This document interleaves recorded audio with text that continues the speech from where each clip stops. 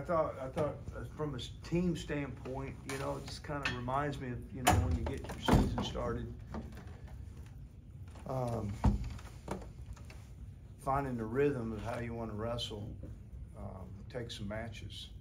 It just seemed like we struggled a little bit with some sort of rhythm, and give credit to Wyoming. I thought Branch had his team ready to fight, and they did fight, you know, and so with that comes a few of them where they just were kind of satisfied to get a win, you know, rather than trying to stretch scores out and continuing to develop their offense through each one of these matches. So I thought Carter Young actually wrestled a pretty good match. Kid's not bad.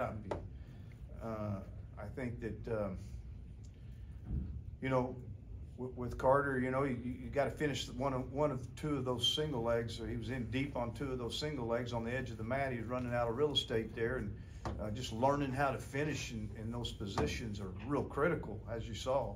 You know, that really was the difference in him having a chance to win that match or tying it up or losing it, you know. And so he didn't, neither one of those shots he got, he finished, and the outcome was losing a close, tight match. So a lot better, Carter was a lot better this week than his loss last week. And I can live with it. I thought he was aggressive. I thought he was trying to, you know, find ways of putting points up, but just wasn't enough.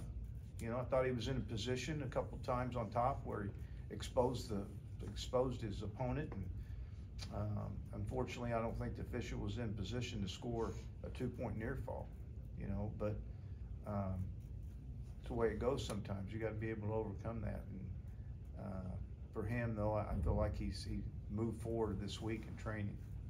Coach, on that note, Carter Young with 3 escapes from bottom. Carter Young with 3 escapes from bottom. What does it say about his development on that position? Because I mean, it was a weakness with him last week. Yeah, and it's still something he's going to have to continue to work. I mean, he hasn't hit the better guys that on top, and just slowly build your confidence. You know, take each match and continue to develop and move forward. And I think for him, I don't think he started his season like he wanted. I think he had high hopes. I think he came into this season like, I'm getting ready to go attack a championship, and here he finds himself with a losing record after 3 matches. You know, and what do? You just, hey, you keep doing what you're doing. He's working hard. He's coming to practice. He's focusing on the right things. He just needs to continue to focus on changing his environment a little bit and work towards the process of finding ways to win close matches if you have to, finding ways to stretch scores out. A lot of riding time tonight. Was that a point of emphasis coming in, or is that just kind of how it You know, I think when you see a lot of riding time like that, six matches, they're focused on winning, and I'm okay with that for now. You know, we had some matches, you know, that I thought we would get major decisions that we didn't. You know, and looking at the scores, 2-0 and at 25, 6-0 at 49, 57. I think G Feller just gave us what he had. You know, this G Feller didn't get a takedown in the match, and he wins 6-3. That's hard to do with riding time. You don't see that very often.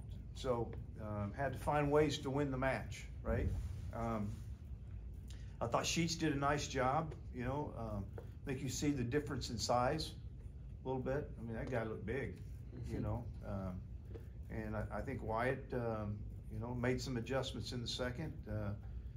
After the escape from Moody, Wyatt took him down with a high crotch, dumped him, and you know, a couple those counts below the hips. You know, it's just, hopefully these guys.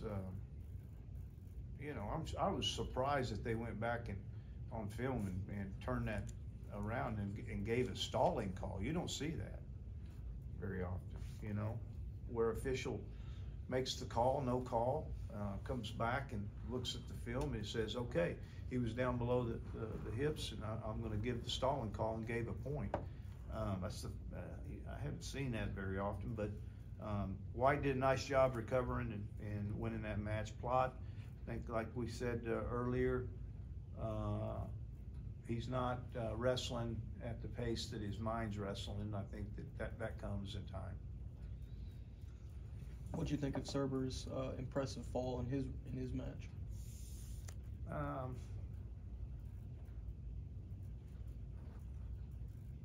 Good. Yeah. I mean, you know, it's kind of I'm not sure what, you know, I think that's what you hope to see when you're wrestling somebody that's moving up a weight in at 84, and maybe tight with the 84-pounder, and you know, and you know, back up, right?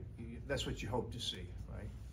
Yeah, Coach, I was just curious, did they do that because they didn't weigh in anyone at 97? Is that what caused them to move them up? Yeah. Okay. And then going back, what did you see from Trevor in his match? I know Jor Volk, world champion.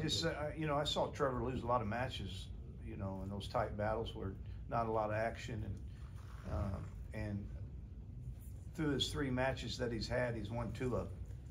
You know, I'm hoping that he'll come out of that and wrestle the way he trains, and I think, you know, we got time, you know, but I do think, you know, when you find yourself locking up a little bit in matches, you still got to learn how to win, you know, and it's important he's picking up those wins while he's maybe not wrestling, you know, like he wants to. And now the kid's a pretty good kid, right? The kid's a world champion. Yeah.